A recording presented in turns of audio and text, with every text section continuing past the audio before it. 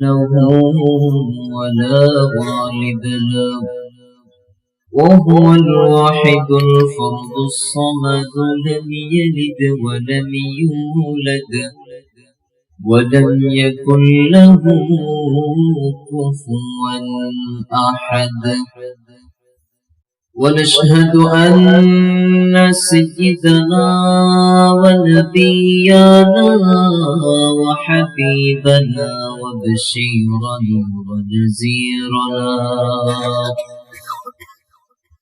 وحبيبنا وطبيب أرواحنا وحبيبنا وحبيب ربنا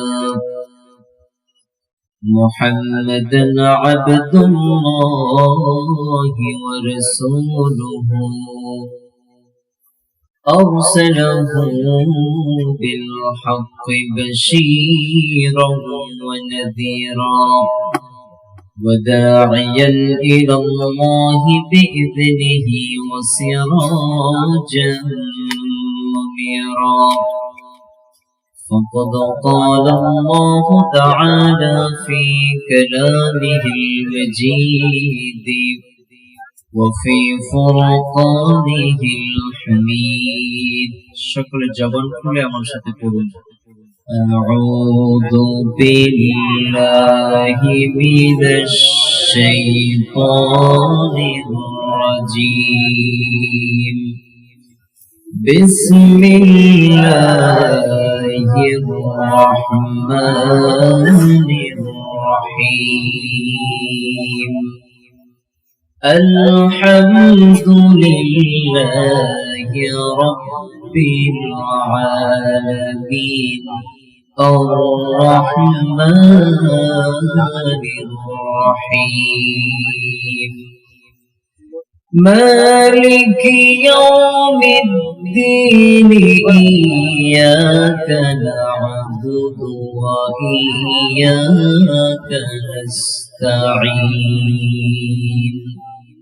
اهدنا الصراط المستقيم صراط الذين أنعمت عليهم غير المغضوب عليهم ولا الضالين. آمين. إن الله وملائكته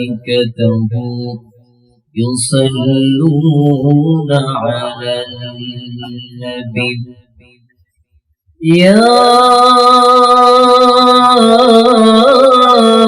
أيها الذين آمنوا صلوا عليه وسلموا تسليما.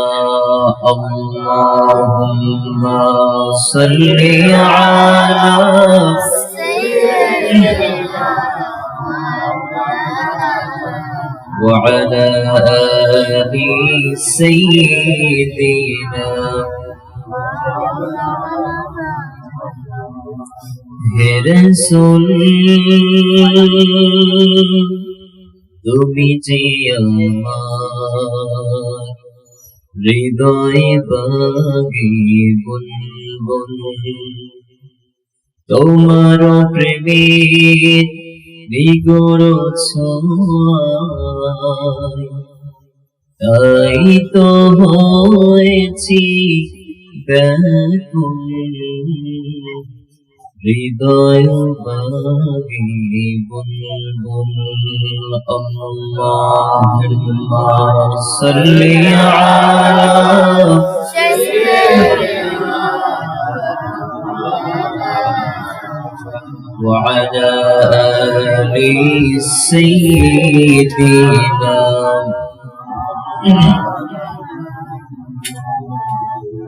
আলহামদুলিল্লাহ, আল্লাহ সুবহানাহু ওয়া তাআলার দরবারে অসংখ্য শুকরিয়া যে আল্লাহ সুবহানাহু ওয়া তাআলা আপনাকে আমাকে মাগরিবের পর থেকে নিয়ে পর্যন্ত গভীর রাত, রাত 12টার পার হয়ে গিয়েছে, ঠিক না?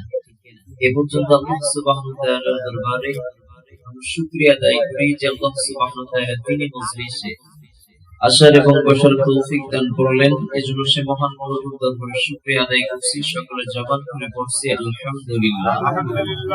এমন একটা সময় আমাকে এখানে বসানো হয়েছে যে সময় মানুষগুলো চলে যায়, কথা বল। এই সময় আমি কখনো আলোচনায় বসি না, আমার জীবনে ফার্স্ট টাইম এই সময় আলোচনায় বসা। আমার আলোচনায় বসার নিয়ম হচ্ছে 9:30 অথবা 9টা থেকে 11টা অথবা 12টা হাইয়েস্ট, অথবা 12:30, তার বেশি নয়। কিন্তু যাই হোক, আল্লাহ সুবহানাহু ওয়া তাআলা এত রাত্রে তারপরেও কিছু মানুষের সামনে কিছু কথা বলার তৌফিক দান করলেন, এজন্য সকলে পড়ছি আলহামদুলিল্লাহ। আপনারা রাগ করে আছেন আমার উপরে? কথা বলেন। শুকরিয়া আদায় করলে খুশি হয় কে? সবসময় প্রশংসা করতে রাজি আছেন? প্রশংসা করলে খুশি হয় কে? প্রশংসা না করলে খুশি হয় কে? কথা বলেন। আমরা খুশি করতে চাই কাকে? শয়তানকে? কথা কন। কাকে খুশি করতে চাই? ওই আল্লাহকে একটু ডাক দিতে গভীর রাতে আল্লাহ, আর জবান খুলে হৃদয়ের সমস্ত শক্তি উজাড় করে দিয়ে বলেন ইয়া আল্লাহ। মজা লাগে? ভালো লাগে? এই নামটা এত মধু ঢেলে দিয়েছেন, এই নাম যতবার ডাকেন না কেন ভালো লাগে, ঠিক কিনা? আল্লাহ নাম যতই জপি ততই মধুর লাগে, নামে এত মধু থাকে কে জানি তো আগে।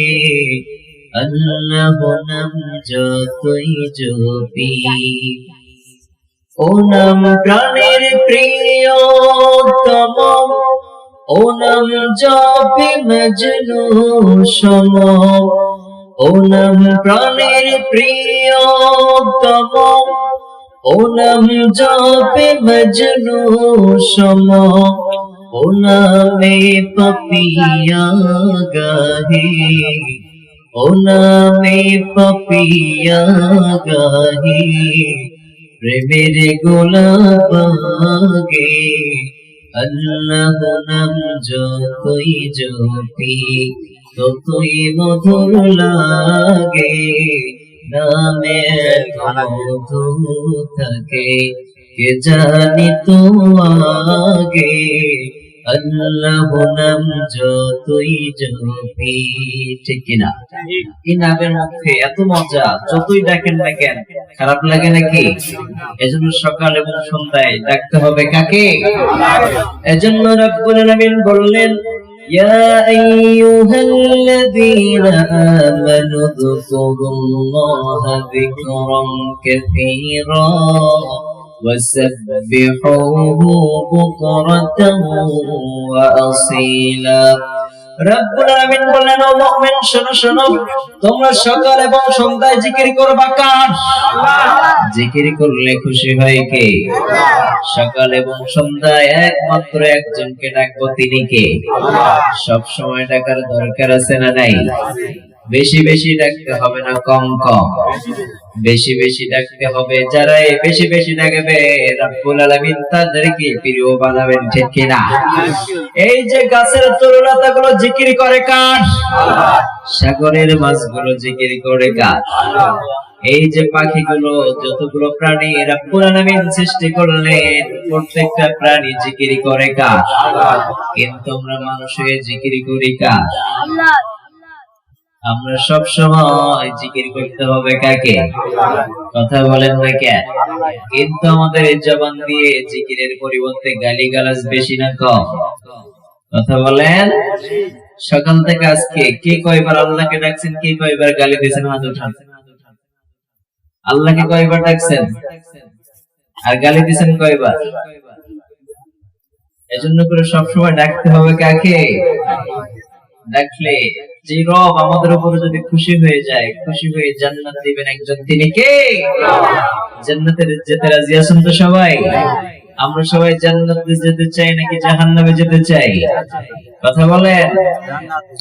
রব্বুল আলামিন দুইটা পথ আমার সামনে ওপেন করে দিলেন।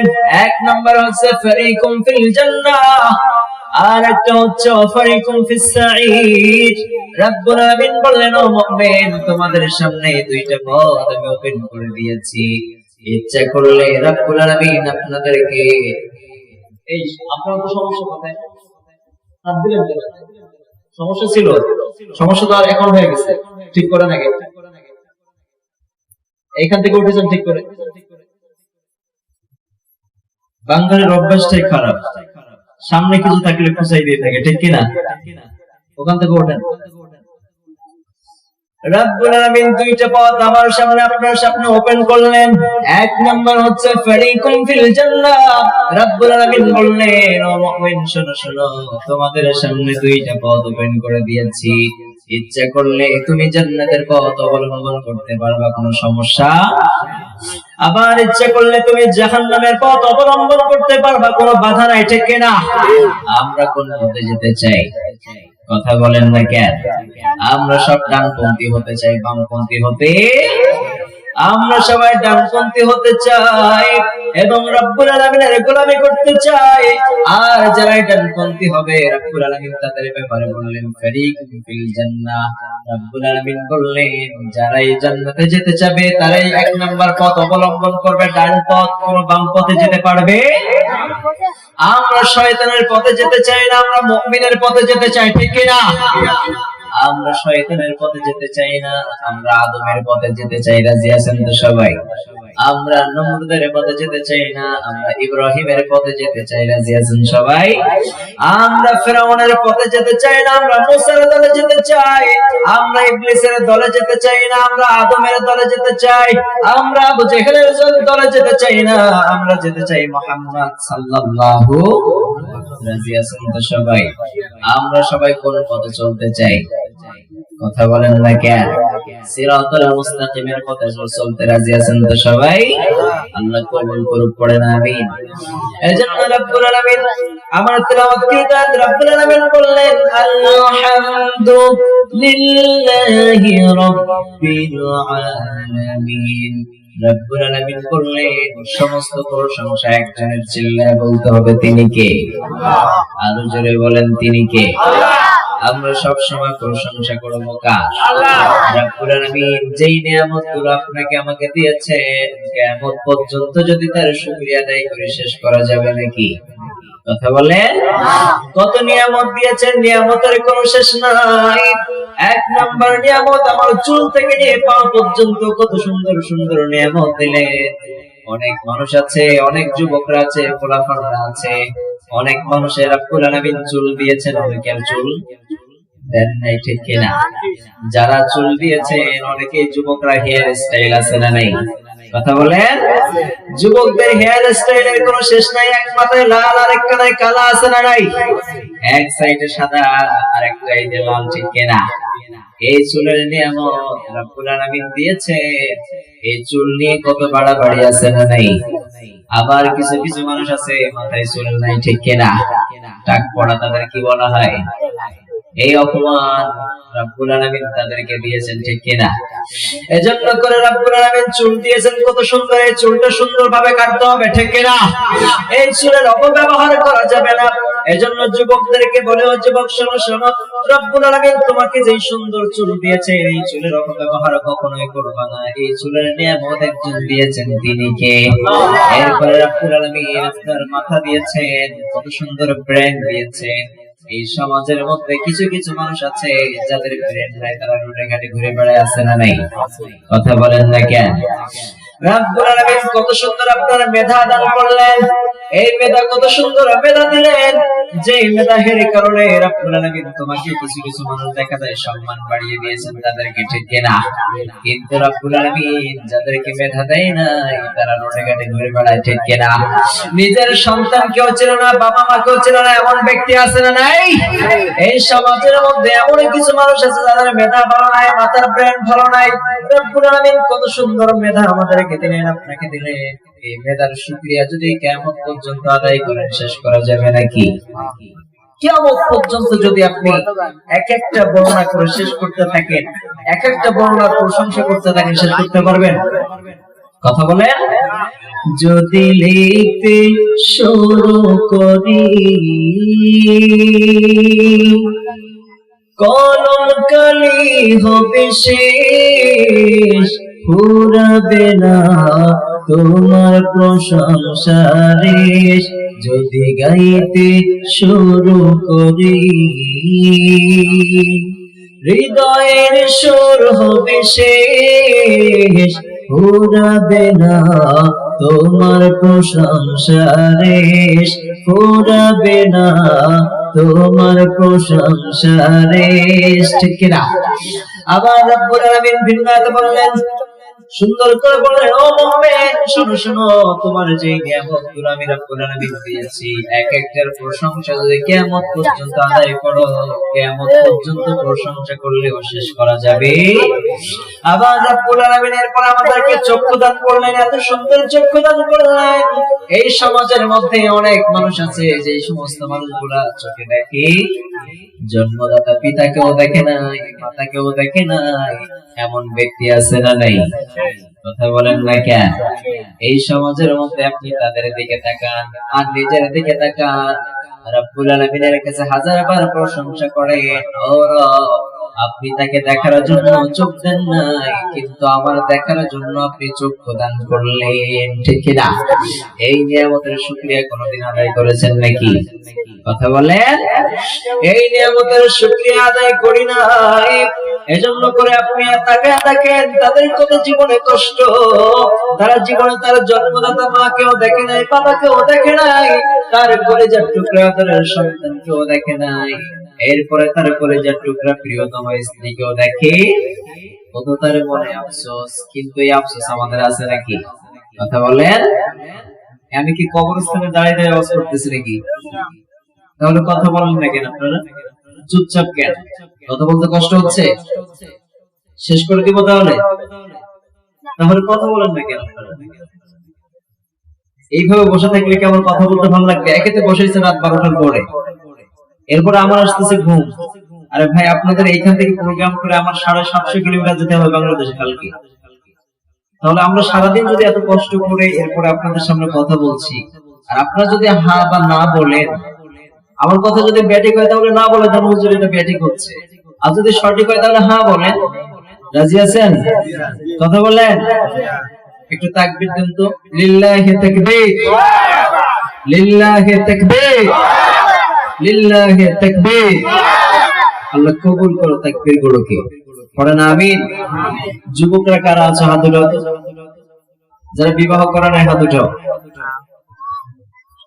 বিবাহবিহীন কে কে আছো? কেউ নাই? একজন। কয়জন হাত উঠেছে বিবাহবিহীন? আচ্ছা, বিবাহ ছাড়া তো অনেকে, সবাই তো বিবাহ ছাড়া। বিবাহ করে নাই অনেকে, আল্লাহ যারা বিবাহ করে নাই তাদের সুন্দর পাত্রী মিলিয়ে দাও। আমিন বলবেন না? তাদেরকে খারাপ পাত্রী হলে কি আমিন বলবেন? ভালো পাত্রী মিলতে চাই না? আচ্ছা, যুবকরা কোথায়? আর আপনারা যদি আমিন না বলেন, জোরে কথা না বলেন, তাহলে আলোচনা করবো কাদেরকে নিয়ে? এখনো তো শুরু হয়েছে কেবল আলোচনা ভাই, এখন তো অনেক সময়। এই সময় আমি পার করবো কেমনে? তাহলে আপনার কথা না বললে আমি তো সময় পার করতে পারবো না। কথা বলতে হবে। কত নিয়ামত আমাদেরকে দিলেন, এই নিয়ামতের শুকরিয়া আদায় করে শেষ করতে পারবেন? শেষ করতে পারবেন না। কত নিয়ামত আমাদেরকে দিলেন। এরপরে রব্বুল আলামিন আপনাকে আমাকে চেহারা সুন্দর দান করলেন। অনেক সময় আছে, অনেক সমাজের মধ্যে এমন মানুষ আছে যাদের ব্যক্তিগত চেহারা, তাদের চেহারার দিকে তাকানো যায়। যুবকদের যদি চেহারা যদি ভালো হয়, স্টাইলের কোনো শেষ থাকে, আর মেয়েদের চেহারা ভালো হলে কথা কন, একে তো সুন্দর চেহারা, তার উপরে মেকআপের কোনো শেষ নাই। কথা কন না কেন? মা বোনরা মনে হয় আমরা গালি দিচ্ছে, হুজুর আপনি বাংলাদেশ থেকে আসছেন, আমাদের মেকআপ নিয়ে কথা বলেন কেন? ওয়াজ করতে আসছেন, ওয়াজ করে চলে যান, আপনি আমাদের মেকআপে হাত দিয়েন না। কথা কন। এজন্য এই চেহারার বাহাদুরি দেখা যাবে না, চেহারার অহংকার করা যাবে। অহংকার করলে রাগ করেন একজন, তিনি কে? অহংকার করলে আমাদের উপরে বেরাজ হন, তিনি কে?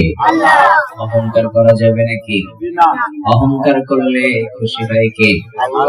অহংকার করলে খুশি হয় আল্লাহ, অহংকার করলে খুশি হয় শয়তান, রেগে যায় স্বয়ং রব্বুল আলামিন, ঠিক কিনা? আমরা সব সময় তাকে খুশি করতে চাই, ঠিক কিনা? এই পৃথিবীর সব মানুষ যদি আমার উপরে রেগে যায়, সব মানুষ যদি আমার উপরে নারাজ হয়ে যায়, আর রব্বুল আলামিন আমার উপরে যদি খুশি হয়ে যায়, এই খুশিটা আমার কাছে সব থেকে দামি, ঠিক কিনা? আর পৃথিবীর সব মানুষ যদি আমার উপরে খুশি থাকে, রাজি থাকে, আর রব্বুল আলামিন আমার উপরে যদি নারাজ থাকে, এই খুশির দাম আমার কাছে নাই। কিন্তু আমরা সব সময় একজনকে খুশি করতে চাই, তিনি কে? খুশি করতে চাই তাকে, যাকে খুশি করলে জান্নাত পাওয়া যায়, ঠিক কিনা? এজন্য অহংকার করা যাবে না। সামান্য অহংকারের কারণে সাইয়েদনা সুলাইমানকে কোথা থেকে কোথায় নিয়ে আসলেন বলবো নাকি? সামান্য অহংকারের কারণে রব্বুল আলামিন তাকে কোথা থেকে কোথায় নিয়ে আসলেন।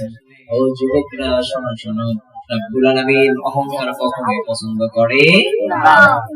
সাইয়েদনা সুলাইমান আলাইহিস সালাতু ওয়াস সালাম ছিলেন পৃথিবীর বাদশা, সব মাখলুকাতের ভাষা বুঝতেন, ঠিক কিনা? তিনি পিপীলিকার ভাষা বুঝতেন, সাগরের মাছের ভাষা বুঝতেন, প্রাণী জগতের ভাষা বুঝতেন, সব প্রাণীকুলের তিনি ভাষা বুঝতেন। এই সাইয়েদনা সুলাইমান যখন বিবাহের উপযুক্ত হয়েছে, বিবাহের বয়স হয়েছে, সাইয়েদনা সুলাইমান বলেন, ও মন্ত্রীরা শোনো শোনো, ও জিনেরা শোনো শোনো, আমার পরিষদ বর্গের মধ্যে যারা আছো, আমি বিবাহ করতে চাই। আমার জন্য তোমরা একটা পাত্রী দেখো, সুন্দর পাত্রী দেখতে হবে। তার কয়েকটা গুণ থাকা লাগবে। এক নাম্বার গুণ হতে হবে, সে সুন্দরী হতে হবে। আমরা পাত্রী দেখতে গেলে সর্বপ্রথম কি দেখি? কথা বলেন না কেন? বুঝতেছেন আমার কথা? আরে কথা বলেন না কেন? আবারও স্টপ। কি যে করি আপনাদের নিয়ে, আমি কি ফেসে গেলাম এখানে? আমার সাথে কার রাগ আছে? না দুটো কারোর রাগ নাই। জমি জায়গা নিয়ে মারামারি, টাকা পয়সা লেনদেনে, কোনো কিছু নেই। তাহলে আমার সাথে কথা বলেছেন নাকি ভাই? মনে মনে রাগ করছেন না? তাহলে আমার সাথে কথা কম নাই ভাই। ইন্ডিয়ার বক্তাদের মতো আমি না, আমি হচ্ছে বাংলাদেশের বক্তা। যদি কথা না বলেন আমি উঠে চলে যাবো ভাই। আপনারা টাকা দেন আর না দেন, চলে যাবো, শেষ। আপনারা যদি আমার থেকে ওয়াজ না বের করতে পারেন, তাহলে কি শুনবেন আপনারা? শ্রোতার কারণে তো বক্তার মুখ থেকে ওয়াজ বের হয়, কিন্তু শ্রোতা যদি ঝিমাই যায়, আমি হিমাই যাবো। একটু কথা কন না আমার সাথে? কথা বলতে রাজি আছেন? কথা বলেন। সাইয়েদনা সুলাইমান বললেন, এক নম্বর গুণ থাকতে হবে কি? সুন্দর দেখতে হবে। সাইয়েদনা সুলাইমান দেখলেন, তোমরা এক নম্বর দেখো সুন্দরী, দুই নম্বর দেখো তার মধ্যে শিক্ষাগত যোগ্যতা কেমন আছে, তার স্ট্যাটাস কেমন আছে। ধনাঢ্য হওয়া লাগবে, এক নম্বর সুন্দরী হওয়া লাগবে, শিক্ষিত হওয়া লাগবে, ধনাঢ্য ব্যক্তি হওয়া লাগবে, দানশীল হতে হবে, পরদানশীল হতে হবে। এই সমস্ত গুণের মেয়ে যদি তোমরা খুঁজে পাও, তাহলে আমার সাথে বিবাহের জন্য প্রস্তাব পাঠাবা। সব মন্ত্রী পরিষদে এই যখন কথা ছড়াছড়ি হয়ে গিয়েছে, সব এলাকাবাসীর মধ্যে জানাজানি হয়েছে, যিনিরা তাদের কথা মতো সব জায়গায় প্রচার শুরু করেছে, সব জায়গায় প্রচার শুরু করলেন। এরপরে সাইয়েদনা সুলাইমানকে বিবাহ করার জন্য এলাকার মধ্য থেকে জেলের মেয়ে, তাদের মেয়ে, রিকশাওয়ালার মেয়েগুলো চিঠি লিখে লিখে পাঠায়। এই খবর যখন সমস্ত জায়গায় ছড়িয়ে গিয়েছে, ওই এলাকায় ওখান থেকে অনেক দূরে একটা জেলে বসবাস করতেন। জেলে তার মেয়েকে বাড়ি যাওয়ার পরে তার স্ত্রীকে বললেন, আমার প্রিয়তম স্ত্রী, আমাদের তো একটা মেয়ে আছে। আমি বললাম, জেলে, আমার একটা মেয়ে আছে, আমার মেয়ের সব গুণ আছে। আমার জেলেকে বললেন, এবার প্রিয়তমার সাথে গল্প করছেন, তার স্ত্রীর সাথে বললেন, আমাদের বাদশা সাইয়েদনা সুলাইমান বিবাহ করবে। আমার মেয়েটা যদি সাইয়েদনা সুলাইমানের সাথে যদি বিবাহ দিতে পারতাম, আমার মেয়েটা মনে হয় সুখে থাকতো, ঠিক না? প্রত্যেকটা বাবা চায় তার সন্তানকে আদরের কলিজার টুকরাকে ভালো একটা ভালো জায়গায় দিতে, ঠিক না? প্রত্যেকটা বাবার আশা যে আমার মেয়েটা যেন সুখে থাকে। আমি নিজে যত কষ্ট করি না কেন, আমার মেয়েটা সুখে থাকে, ঠিক না? কিন্তু এই সমাজের মেয়েরা বাবা মাকে না বলে বিয়ে করে আছে না নেই? কথা বল না কেন? কম না বেশি? স্মার্টফোন একটা ধরিয়ে দিয়েছে, বাবা জানে না, মা জানে না, মেয়ে পোকার পার আছে না নেই? রাতের অন্ধকারে একজন আরেকজনের সাথে চ্যাটিং করে আছে না নেই? হোয়াটসঅ্যাপ ভিডিও আছে না নেই? ইমো কলিং আছে না নেই? এগুলো জায়েজ? বলেন বিবাহের আগে একজন আরেকজনের সাথে দেখা করা যায় না। আজকে আমরা গালি দিবে যে হুজুরে এত এসে আমাদের ফাঁস করে দিয়ে যাচ্ছে, কথা বলেন, কিন্তু এগুলো করা যাবে? স্ত্রীর সাথে বললেন আমার মেয়েটা যদি সাইয়েদনা সুলাইমানের সাথে বিবাহ দিতে পারতাম তাহলে আমার মেয়েটা খুশি থাকতো। এরপরে আমাদের গ্রাম অঞ্চলে দেখা যায় অনেক সময় মা এবং মেয়ের মাথা ছেড়ে দেয় না।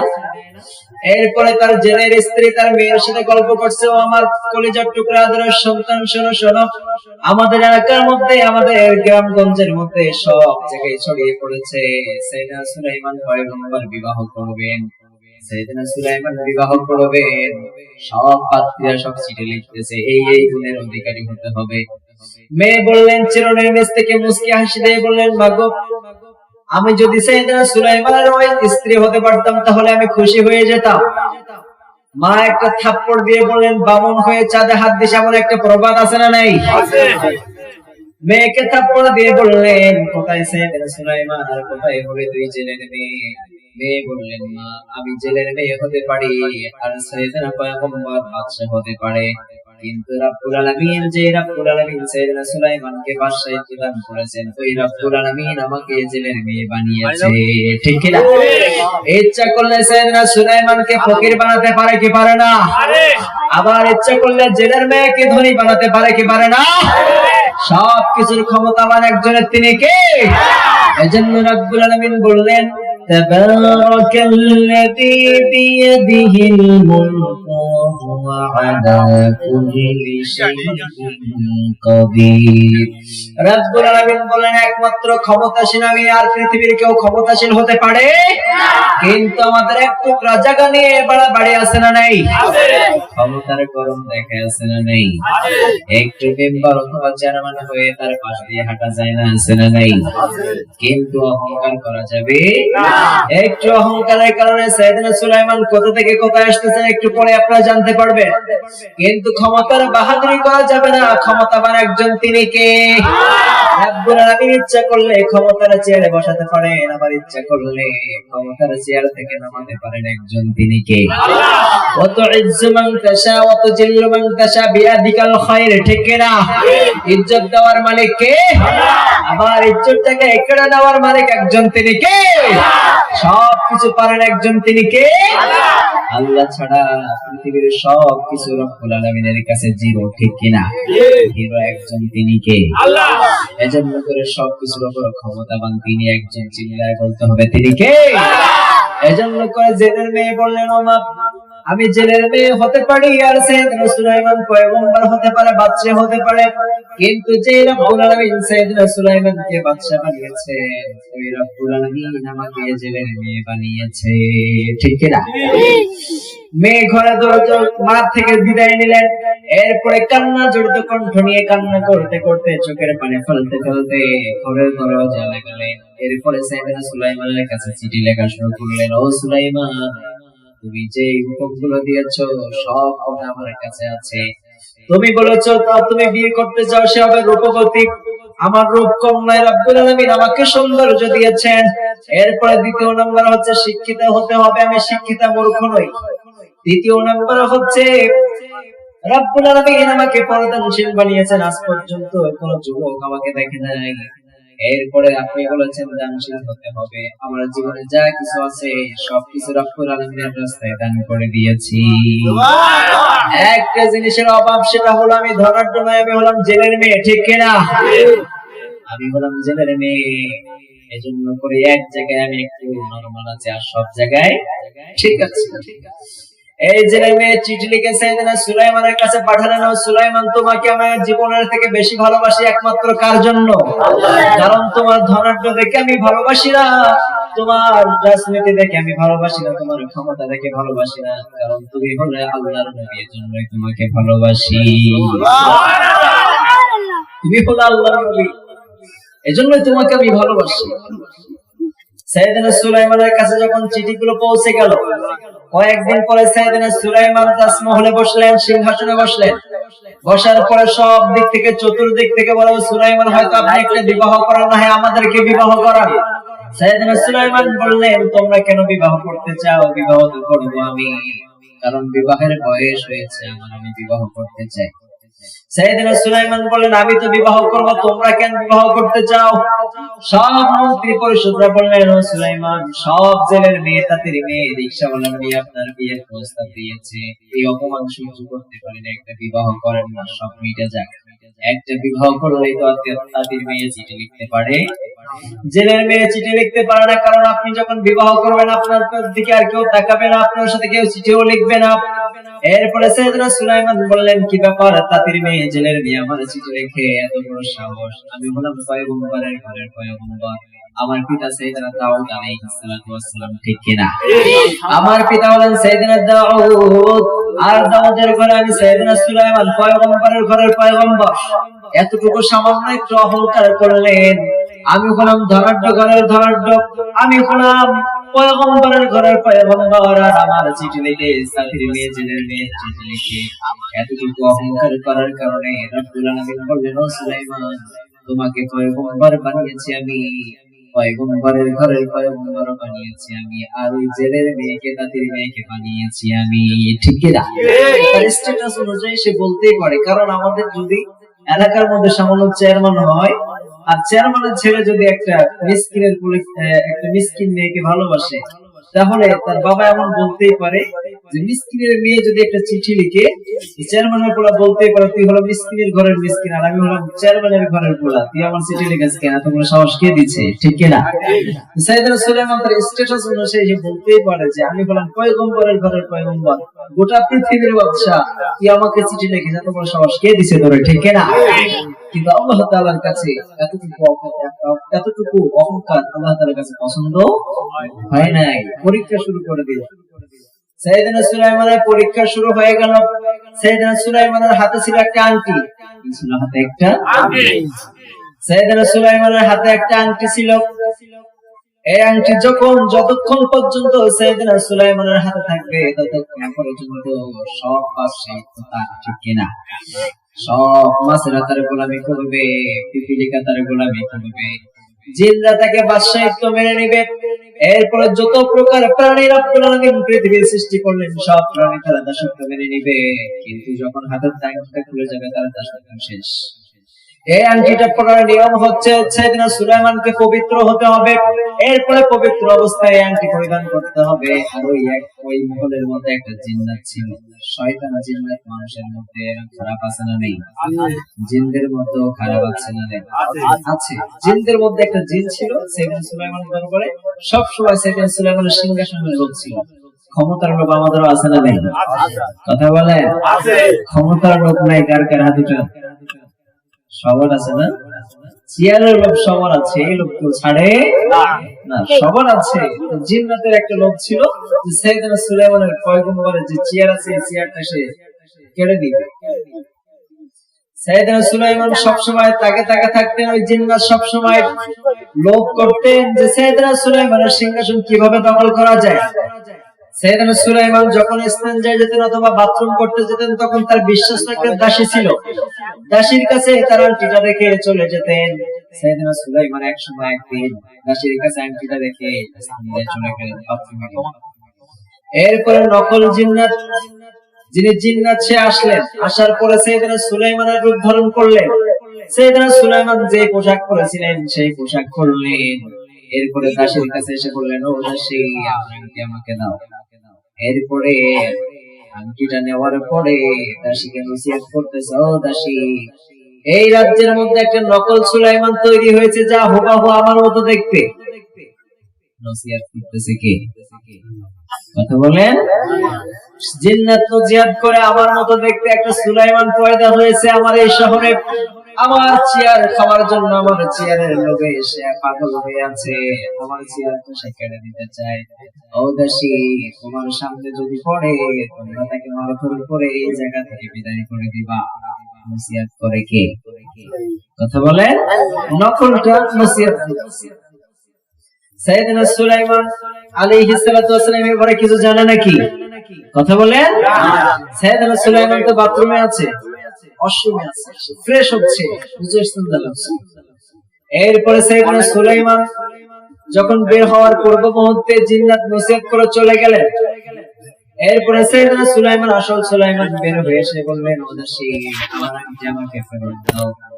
দাসী বললেন, কিছুক্ষণ আগে তো সাইয়েদনা সুলাইমান আমার নসিহত করে গিয়েছে, আমার এই জামানায় হুবহু আমার ওই দেখতে এটা সুলাইমান তৈরি হয়েছে, যা আমার ক্ষমতা চাই, আমার আংটি চাই।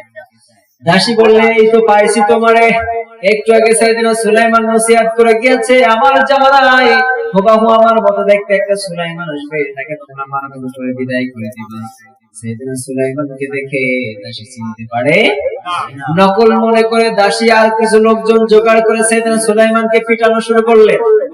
পিটাইতে পিটাইতে রক্তাক্ত করে দাসী তাকে অর্ডার দিলেন, যাও তোমরা সাইয়েদনা এই নকল সুলাইমানকে তোমরা নদীতে ফেলে আসো। এই নকল সুলাইমান মনে করে তাকে দাসীতে অর্ডার করার পরে সাইয়েদনা সুলাইমানকে নদীর কিনারায় ফেলে রেখে আসলেন। ফেলে যখন রেখে আসলেন, ওই জেলে ওই নদীতে দৈনিক প্রতিদিন মাছ ধরতে আসে।